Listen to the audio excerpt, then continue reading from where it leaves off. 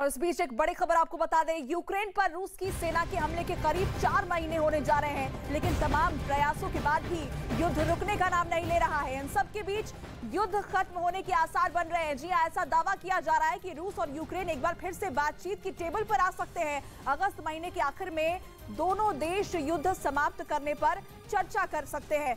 आपको बता दें कि इससे पहले 31 मार्च को दोनों देशों के प्रतिनिधियों के बीच बातचीत हुई थी, लेकिन तब उस बातचीत में कोई नतीजा नहीं निकला था।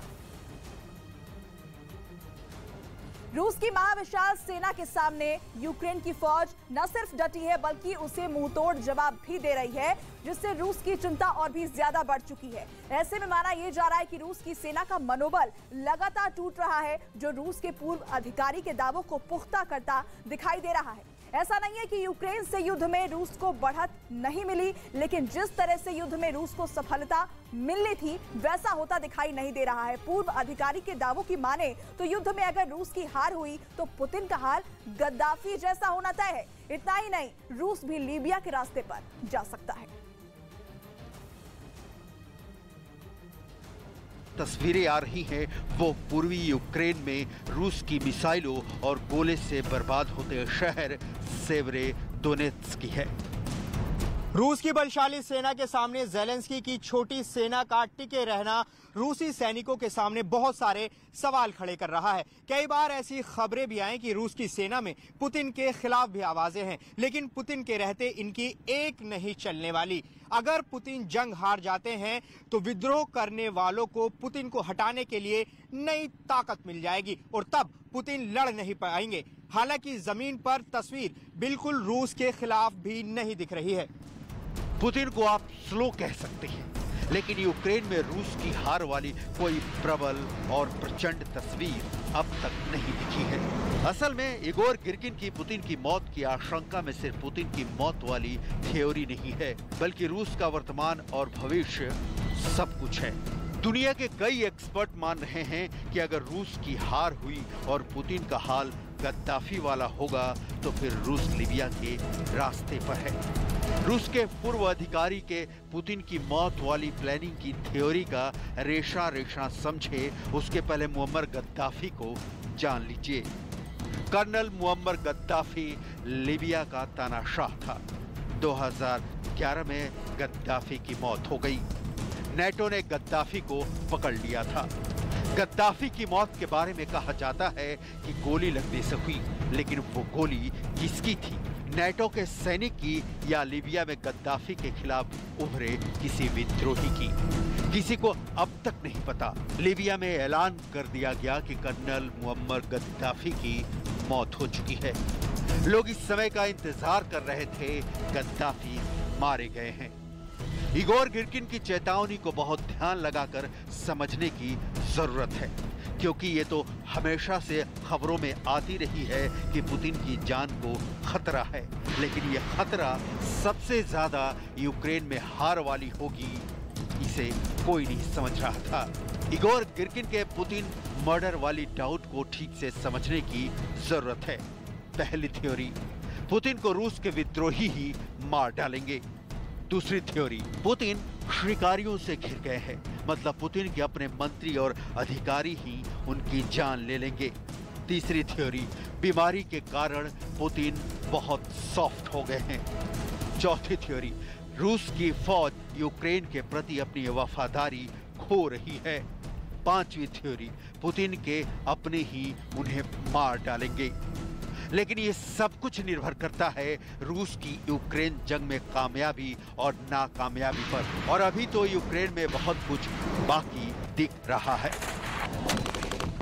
यूक्रेन के पास फायरिंग के लिए गोलियों की कमी वाली रिपोर्ट हमने आपको दिखाई थी, और इस बीच रूस की खुफिया एजेंसी के पूर्व अफसर का ये कहना कि पुतिन की हत्या की साजिश रची जा रही है बहुत चौंकाता है। रूस भले ही इस युद्ध में बहुत धीरे चल रहा हो, लेकिन अब वो पीछे मुड़ने वाला नहीं है। रूस यूक्रेन विजय के बहुत करीब तो नहीं, बहुत दूर भी नहीं दिख रहा है। ज़ेलेंस्की से मिलने दुनिया के बड़े बड़े देशों के नेता पहुंच रहे हैं। यूरोप यूक्रेन के साथ खुलकर खड़ा है, लेकिन जमीनी हकीकत यही है कि पुतिन लगातार यूक्रेन में आगे बढ़ रहे हैं।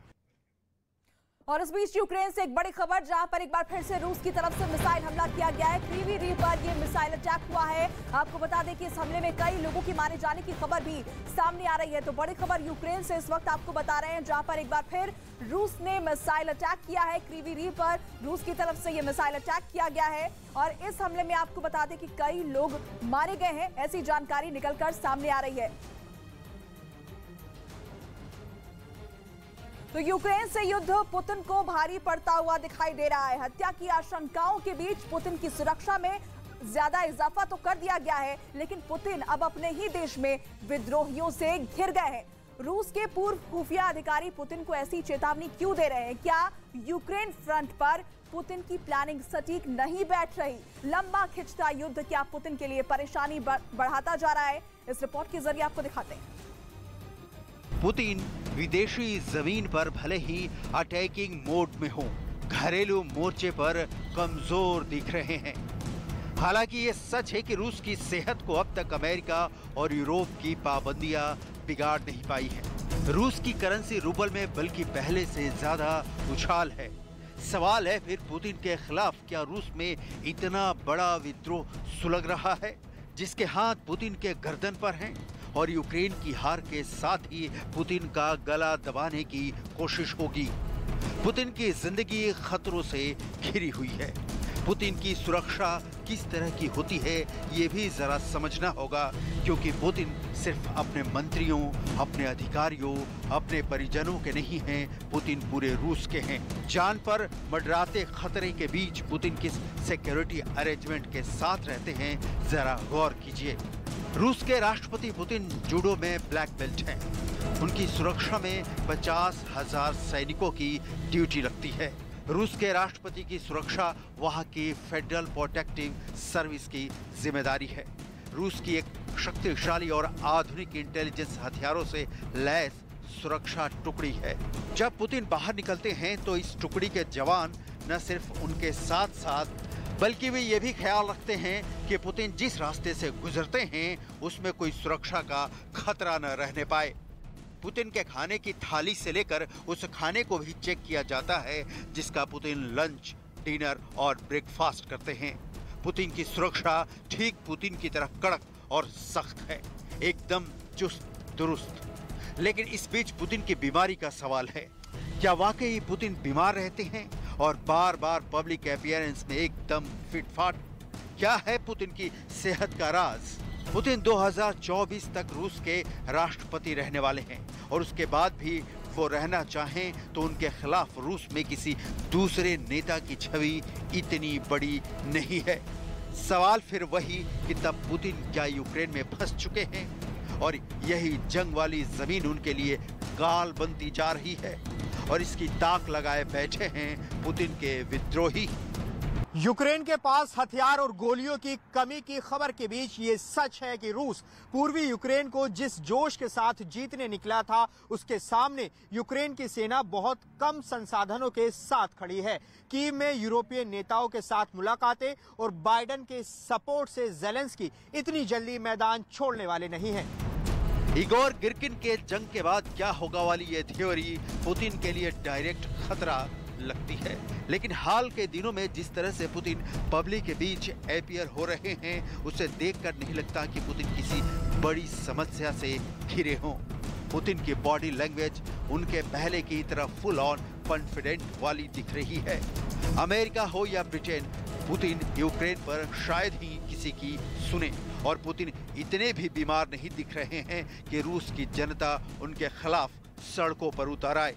पुतिन इस वक्त रूस के सबसे बड़े नेता हैं, जबकि मुअम्मर गद्दाफी का बैकग्राउंड भी कुछ और था और पुतिन का और है।